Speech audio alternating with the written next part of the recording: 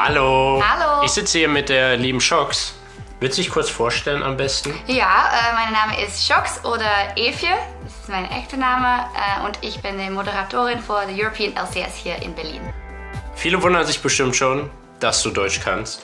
Das wissen nämlich ganz viele deiner deutschen Fans nicht, aber es ist tatsächlich so. Und ich habe mir gedacht, jetzt wo ihr hier nach Berlin gezogen seid, ist Anlass, dich mal hier in der Hauptstadt der deutschen Community quasi ein bisschen, ja, dich vorzustellen, dir eine Chance dazu zu geben und einfach mal ein bisschen über Themen reden, die dich vielleicht auch unabhängig von der LCS betreffen. Ja, eine gute Idee. Ich rede immer über die LCS. Ja, wie war so für dich der Umzug von Köln nach Berlin? Also ich wohne jetzt seit 3 Wochen in Berlin und ich hatte 2 Jahre und halb in Köln gewohnt. Also das war auch eine große Änderung von mir und ich habe auch viele Freunde in Köln gelassen, sag mal. Okay. Aber ja, Berlin ist groß, gigantisch. Hier ist so viel zu tun, aber das Wetter ist doch ein kleines Problem. Es ist sehr kalt hier und das stimmt. Ja, ich gehe nicht so gut um mit der Kälte. Ich Nee? bin lieber warm. Lieber warm? Ja. Wie kam das so für dich, dass du Deutsch gelernt hast? Konntest du vorher schon Deutsch?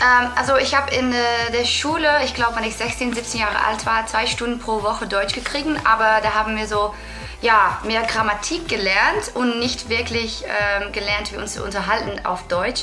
Aber wenn ich nach Köln gekommen bin, habe ich deutsche Freunde gemacht, die nicht so gut Englisch reden. Und also da musstest du dich anpassen. Ja, und dann haben wir eigentlich erstens gesagt, das ist gut, ich rede nur auf Deutsch und dann du redest nur auf Englisch und dann helfen wir einander. Okay. Aber in Realität habe ich nur Deutsch gesprochen und dann ist das so gekommen. Also ich habe in der Schule Französisch gelernt. Ich auch, und aber weiß ich auch nicht mehr fand so es gut. super schwer. Ja. Aber alle haben immer gesagt, du, wenn du Deutsch lernen müsstest, ist es noch viel schwerer. Ja, stimmt, wirklich. Wie bist du nach Deutschland gekommen? Ich meine, du bist ja jetzt nicht gleich, LCS-Moderator. Nein. Wie war so die Entwicklung? Also, ich bin erst in die Universität gegangen. Ich weiß nicht, wie man das sagt. Universität? Ja, Universität. In Belgien für 6 Jahre, weil ich auch nicht wirklich wusste, was ich wollte. Wollte ich arbeiten oder nicht? Nein, ich wollte eigentlich nicht arbeiten, weil ich 22 Jahre alt war. Also dann hatte ich meine Master in Geschichte gemacht und dann habe ich noch ein Jahr Journalistik studiert auch. Cool. Wie heißt das? Journalismus? Journalismus, ja. Journalismus? Ja, cool. Und dann wollte ich eigentlich sehr gerne Reporter werden, aber für Sport. Ich liebe Fußball, ich liebe Tennis, ich liebe, wie heißt das, mit dem Fahrrad? Aber Cycling? Radfahren. Ja, Radfahren. Also das interessierte mich, aber ich habe auch immer viel gegamed und dann bin ich nach meinen Studien angefangen mit League of Legends zu spielen, eigentlich ganz relaxed. Und dann habe ich zufällig ein Intel Extreme Masters Show gesehen auf Twitch, habe ich gesagt, das ist nicht normal, das ist so cool, die Leute, die spielen auch League of Legends und die sind professionell und es gibt so eine ganze Szene und dann habe ich angefangen mit für SK Gaming zu schreiben. Dann bin ich da Editor-in-Chief geworden bei SK Gaming für League of Legends und dann habe ich auch eine Show auf YouTube gemacht und dann dann hat SK gesagt, du kannst nach Korea fahren. Nach Korea? Ja, und etwas für uns machen und Videos machen. Und ich habe gesagt, ja, super geil. Und ja, so ist das dann gekommen. Aber nach einem Jahr habe ich gesagt, das ist cool. Ich bin nach Las Vegas gegangen für IPL. Ich bin nach Korea gegangen. Aber ich muss doch wirklich eine feste Arbeit haben. Und dann ist der ESL gekommen und Riot mit LCS. Ja. Und so ist dann, alles weitergegangen. Die Entwicklung an sich ist ja auch ziemlich krass. Ich erinnere mich damals, wahrscheinlich auch, wo du das erste Mal IEM oder so geguckt hast, dass Xenon on the Stoic zum Beispiel noch gecastet hat in T-Shirt mit Cappy. Ja, stimmt. Fand ich auf super. der Gamescom, glaube ich. Und heute sind das ganz andere Maße. Ja, auf der Gamescom, richtig. Ja, alles ist sehr schnell gegangen eigentlich. Ja. Und ich wusste eigentlich auch nicht, okay, das Konzept LCS war da für 2 Jahre. Und ja, haben wir auch uns alle abgefragt, wie geht das dann, wie läuft das dann, was passiert. Und das ist so groß geworden und so, alles so professionell. Wirklich super eigentlich. Ja, ich bin auch echt gespannt, jetzt bei der letzten Worlds, die wurden ja schon teilweise in manchen Ländern auch im Fernsehen übertragen. In Schweden, glaube ich. Ja, und Korea. Und in Korea, ja. Wie ist das generell bei dir? Ich gehe mal davon aus, es macht dir alles sehr viel Spaß. Aber gibt es auch Dinge, in Deutschland gibt es ein Sprichwort, es ist nicht alles Gold, was glänzt. Ja. Gibt es so Dinge, wo du sagst, okay, das muss man eingehen dafür, dass ich das mache und das ist nicht so cool an meinem Job? Du verstehst auch, dass wir alle auf Internet Dinge machen und das sind sehr viele Leute, die Dinge sagen, die nicht so cool sind und auch sehr anonym Dinge sagen und das ist ja, wirklich, wenn du anfängst, so in diese Branche zu arbeiten, das ist wirklich etwas, das wir müssen verstehen, dass es tausende Leute gibt und sie haben alle eine Meinung und sie können die Meinung auch so in YouTube-Comments platzen und auf Reddit. Und anonym, ganz sicher. Ja, und kann dann alles sagen, was sie wollen. Und du weißt ja auch, du hast auch so viele YouTube-Videos. Also das ist auch einige, ja, kann ich nicht so gut erklären, aber du weißt, was ich meine. Ja. Das ist wirklich, sonst ist das ein bisschen... Man muss sich dran gewöhnen. Ja, und man muss es irgendwie, also einerseits ist cool, wenn die Fans nah sein können durch so eine Dinge. Da finde ich auch Aber super. auf der anderen Seite ist es halt wirklich so, dass man bei vielen Dingen distanziert sein muss und sich das nicht so zu Herzen nehmen muss, glaube ich. Ja, für die schlechten Dinge. Und dann gibt es auch viele Leute, die gute Dinge fragen oder die lieb sein und ich sehe auch nicht alles. Und ich will eigentlich sehr gerne mit allen reden, aber das geht auch nicht. Das vermisse ich auch von früher. Also mittlerweile ist es auch so, dass man eine so große Reichweite hat, dass man leider nicht alles berücksichtigen kann, was so die Leute einem schreiben. Aber das ist dann auch das Schönste an Arbeit.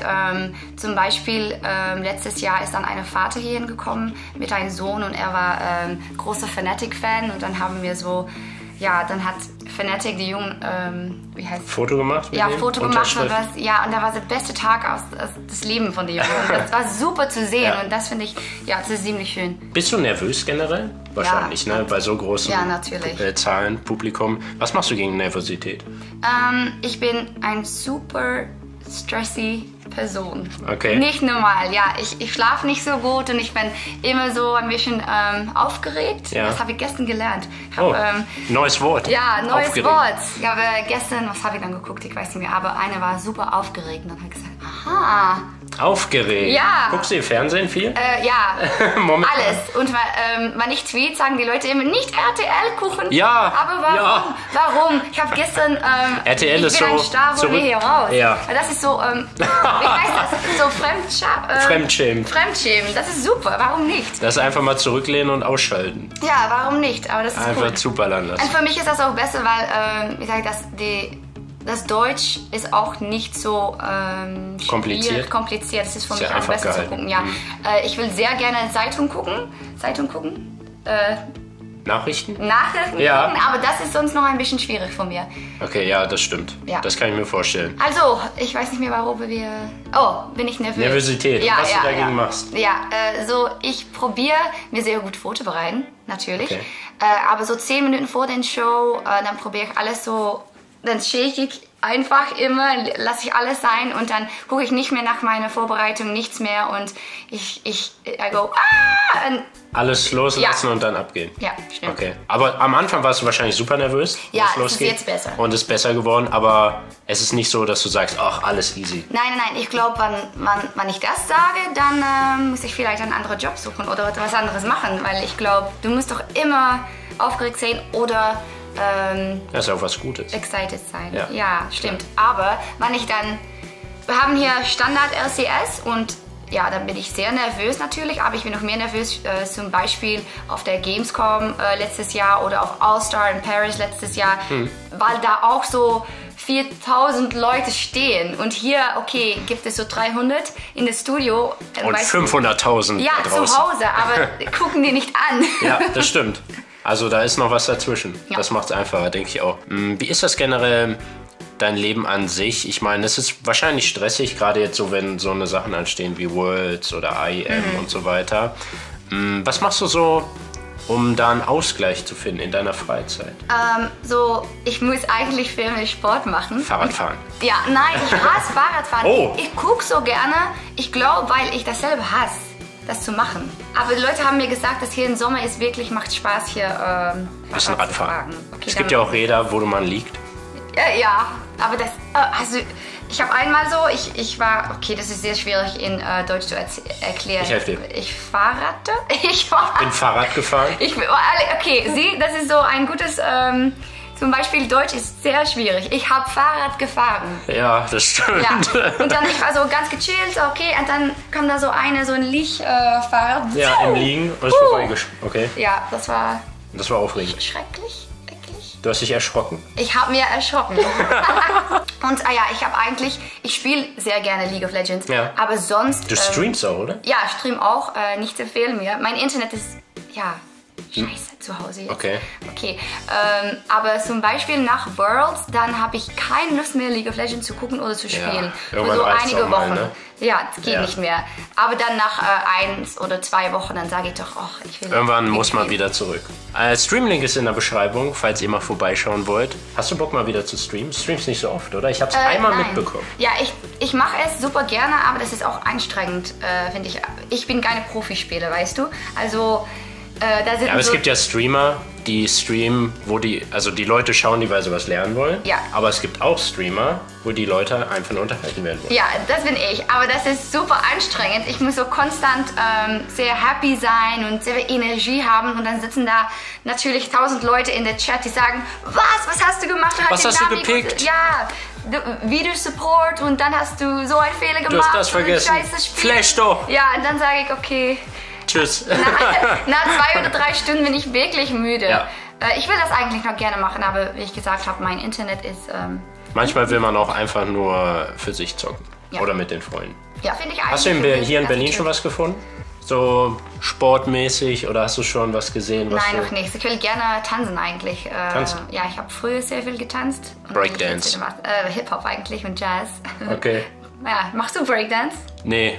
Also ich wollte früher unbedingt Breakdance machen. Da war ich so 12. Ja. Ist super lang her. Aber Jetzt bist du, was, 17? 22. 17. Wie alt bist du? Okay, das fragt mich. Ist es so, dass du auch Clubgängerin bist? Wollte ich gerne, weil ich gehört habe, dass Berlin wirklich der absolute Hauptstadt ist für dann, ja, am meisten Techno. Aber ich habe noch nicht so viel erfahren eigentlich. Wir sind viel mit den Kollegen, also haben wir ein Bier getrunken Mal oder ein abends Cocktail. weggehen. Aber noch nichts crazy. Okay. Was stellst du vor? Also ich selber bin ja auch noch nicht so lange hier, ein halbes Jahr. Und komme, ja, ich will nicht sagen vom Kuhkauf, auch etwas größeren Stadt, aber es ist gar kein Vergleich zu Berlin. Du hast ja schon gesagt, Berlin ist einfach riesig. Ja, riesig. Aber das ist auch cool. Es gibt so viele Stadtteile, oder wie heißt das dann? Ja, Stadtteile, Stadtteile. die sehr verschieden aus sind, finde ich. Ja, auch. Ja, zum Beispiel, wenn ich hier angekommen bin, habe ich im Prenzlauer Berg gewohnt eben. Und dann jetzt, ja, das sage ich eigentlich nicht, aber das ist ein großes Unterschied. Ja, ist sehr unterschiedlich. Also ich komme aus Spandau und da sind sehr Weit, viele... ne? Ist weit und da sind sehr viele alte Menschen. Oh, aber und das ist ruhig, alles sehr ruhig. chill. Und ja. Ganz gechillt. Aber von wegen Diskotheken und Clubs, du hast ja gesagt, du guckst RTL. Es gibt da so eine Serie, Nicht jeden Tag, ne? die heißt Berlin Tag und Nacht. Oh, da habe ich gesehen passieren. Ich habe nicht, ja, ich fand das eigentlich nicht so cool. Nee, ist es auch nicht. Sind das echte Leute?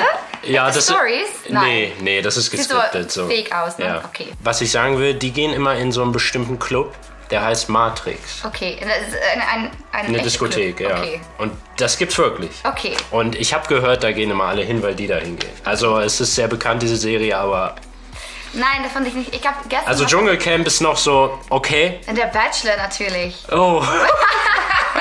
Super. Habe ich eigentlich nur... Ich habe mir da eine halbe Stunde von angeguckt und dann hat es auch gereicht Ja, von mir. ja. Was habe ich auch noch geguckt? Max und Siebel auf ZDF, glaube ich. Oder was anderes? Das ist eigentlich richtig schön. Über eine Klinik, glaube ich. Über eine Klinik, ja. Ja, so ein... Okay, ja, ich gucke selber nicht so viel. Ja, nein, muss mehr gucken. Weil ich habe auch kein Internet zu Hause und also... Aber wenn man kein Internet Ja. hat, dann muss man Fernsehen gucken. Fernsehen gucken. Fernsehen generell in Deutschland. Da haben die Leute gesagt, das ist nicht so... Eigentlich bin ich auch nicht so der Meinung, dass es so gut ist. Ich glaube, das ist, weil all unsere Freunde und unsere Kollegen, wir sind alle Internetleute, weißt Das du? Wir stimmt. streamen alles, Films und wir gucken Dinge auf Netflix und so. Und darum gucken wir auch nicht so viel mehr TV, weil auf Internet gucken, das ist unser Angebot und was wir cool finden. Ja, das denke ich auch. Also mich hat das irgendwie auch noch nie so richtig gereizt. Es gibt immer so viele Leute, die den ganzen Tag vorm Fernseher hängen. Aber ich hänge lieber vorm Computer. Ja, ich auch. Aber das ist eigentlich gleich, ne? Ja. Kommen wir zu einem Thema, weshalb ich eigentlich hier bin, nämlich die deutsche Community. Bekommst du viel mit, dass du viele deutsche Fans hast? Und, wie kriegst du das mit? Ich weiß, dass die deutsche Community sehr groß ist und wenn ich dann zum Beispiel auf EPS war in Köln, Ja. habe ich auch gesehen, dass es wirklich viele Leute ja, mit mir reden und Fotos nehmen wollen und das finde ich wirklich cool. Wissen die auch, dass du Deutsch kannst? Nein. Und dann sage ich so, danke, am Ende... Oh, und dann, also. Ja, also, aber das ist cool. Aber ich habe eigentlich gar keine Idee, wie groß das dann so alles ist. Ja. Aber Deutschland ist groß, natürlich. Interessant ist ja auch, dass es einige deutsche Spieler gibt, auch in der LCS. The Power of Evil, ne? Ja, Nüff und Kevin Nüff. war ja in der LCS. Amazing, aber jetzt nicht Amazing, N-Rated zum Ja. Beispiel auch. Und der war zum Beispiel, von wegen deutsches Fernsehen, bei TV Total. Ja, das habe ich gehört bei Stefan Raab. Bei ne? Stefan Raab. Ja. Und Stefan Raab ist, glaube ich, auch international ein bisschen bekannt, oder? So ein bisschen wie... Ja, ein bisschen. Und ich habe auch gehört, dass er in Deutschland wirklich so ein super großer Moderator ist. Ja. Ein wirklich Star. Ja, das ist auf jeden Fall. Und irgendwann gehst du da vielleicht mal hin. Vielleicht, aber das ist schwer, ne? Er ist hart. Du musst aufpassen, dass er... Also N-Rated hat das wirklich gut gemacht. Ja. Der Stefan Raab wollte ihn so ein bisschen auf die Schippe nehmen und so, aber N-Rated war ganz straight. Christoph ist gechillt, ne? Ja, der Anders. ist super, der Guy ist super. Also ich habe echt gedacht, oh nee, jetzt wieder so typisch Gaming und die machen sich drüber lustig. Ich weiß auch noch, der Stefan hat ihn gefragt, hier, zeig mal, wie Gamer gehen. Und dann hat Christoph gesagt, ja, wie gehen denn normale Menschen? Ja, Das stimmt. war super. Kommen wir zur Season 5. Ja, LCS, bist du gespannt? 2015 Season. Ja, stimmt. So sagen wir Heißt das. Ja, stimmt, ja. Bist du gespannt? Ich bin gespannt. Ich bin, Gibt ja viele Roster-Changes. ja, super viele Roster-Changes, wie immer. Aber ich glaube jetzt, und dann noch haben wir 2 extra Teams auch noch einmal. Ja. Ja, ich bin Auch starke ich Teams, bin bin echt gespannt. H2K und... Ja, sie sind wirklich stark, aber die Frage ist natürlich, was sie normalerweise machen in Challenger, Ja. wie halt das dann in LCS und Ja. ja, bin Es ich ist ja auch immer noch ein gespannt. Unterschied. Ich glaube, wenn man LCS kommt, das Schwierigste ist, dass es halt wirklich dann dein Job ist und Ja. dass du es jeden Tag machen musst. Ja. Und dass du dranbleiben musst. Und da kannst du so gut sein, wie du willst. Ich glaube, wenn man das nicht durchhält. Und da bin ich gespannt. Also die Jungs haben auf jeden Fall Talent, wenn man da so Power of Evil oder Verbiven war ja bei H2K, ist ja jetzt übernommen worden. Fnatic. Ja, und die ganze Koreaner. Was hältst du davon eigentlich?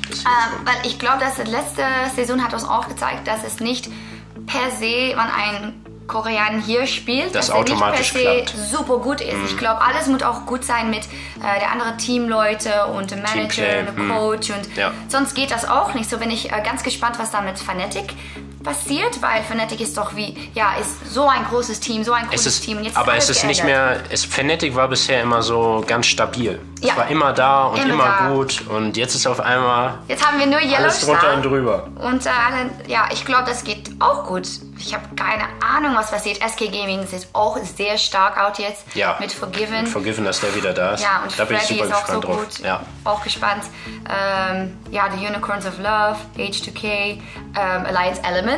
Elements. Ja, die auch sitzen ja bei mir eine Etage drunter und trainieren. Oh ja, Ja. das habe ich gehört. Also Elements mit Reckless, das ist auch Ja, super cool. ja, da bin ich gespannt drauf. Kriege ich ja so ein bisschen immer was mit. Und da bin ich echt super gespannt drauf. Aber ich habe gehört, so generell, favoritenmäßig, soll wohl Fnatic super gut auf. Also die einzelnen Spieler sollen super sein. Aber Ja, ich weiß nicht, der hast du einen erste- Favoriten? Nein, ich habe keinen Favoriten, das weißt du. Ich darf keinen Favoriten haben. Aber in viele Teams sitzen viele Leute, die ich seit 3 Jahren kenne jetzt. Und so, zum Beispiel ein Falcon oder so. Ich will immer, dass er gewinnt, aber ja, Bist halt neutral, ich will auch, dass alle andere offiziell. gewinnen. Das Okay. ist nicht, wir sind alle sehr objektiv.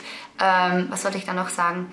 Das erste Match ist Fnatic gegen Elements. Da geht schon richtig ab, denke Puh, ich. das haben wir gut gemacht, ne? Ja, habt ihr gut gemacht. Also das ist ein guter Start, auf jeden Fall. Denkst du, dass ein Team unterschätzt wird, so underrated ist, was alle überraschen wird? Ja, ich vertraue auf The Unicorns of Love. Ich glaube, Der Name wir ist machen super. das sehr gut. Ja, die Name ist so super. Das ist so ein neues, junges, hippes Team. Ja. Ich glaube, Rockhard macht es auch wieder sehr gut. Weil, weißt du noch, letztes Jahr in Season 4 ist Rockhard eigentlich... haben das so gut gemacht, die ersten 3-4 Monate und dann ist es auch nicht mehr so Abgesagt. gut gegangen, abgesagt. Aber ich glaube, jetzt haben sie dann mit Nuke Dog eine Ja. Riesenchance, um Ja, da bin ich gespannt in der Top drauf. zu stehen. So vielleicht denken die Leute nicht an Rockhard, sie denken, oh, die Nicht neue so. Fnatic, neue Elements, aber Was hältst du zu Origin? Origin, ja, ich glaube, sie sind sehr gut in der Challenger-Scene. Ich glaube, die sind fast safe in der LCS. Ja, aber sie darf Es gibt auch immer nicht so Überraschungen, denken. Ja, stimmt. aber es wirkt sehr, sehr gut. Was Und sie ich da glaube, wir aufbauen. werden, das ist cool, dass alle Leute hier zurück in LCS sein auch. Aber wenn unsere neuen Teams jetzt starker sein, dann ist es so. Und Ja. das ist auch das Schöne daran, dass alles evolviert. Ist das ein Wort? Sich so entwickelt? Oder? Ja, sich entwickelt. Ja. Ich habe eine eigene Version von Deutsch. Ja, aber super. Das ist eine angenehme Version. Okay, ich würde sagen, wir haben jetzt eine ganz schöne Weile geredet. Willst du vielleicht noch zu deinen deutschen Fans irgendwas sagen? Ja. Oder wir haben ja natürlich auch einen deutschen Stream, der auch super cool ist. Ja. Und willst du denen irgendwas sagen? Ja, also hallo Leute. Sehr cool, dass ich mit ein Interview darf machen für ihn. Das ist wirklich uns. Uns. Ich finde es cool, dass ich ein Interview machen darf für euch. Ich finde es cool, dass ich ein Interview machen darf für euch. Es hat viel Spaß gemacht und danke auch dafür. Und ich hoffe, ja, nach SES gucken, der deutsche Stream gucken natürlich auch, ist auch super. Und ja. Haut rein. Haut rein, sagt man so. Haut rein. Haut rein. Oder was kann man noch sagen? Was so super cool ist auf Deutsch. Nee, ich sag immer Tschüss. Oh, das ist eine Stimme. Ja. Aber haut rein ist auch gut, sage ich auch sehr gerne. Also haut rein. Haut rein. Tschüss.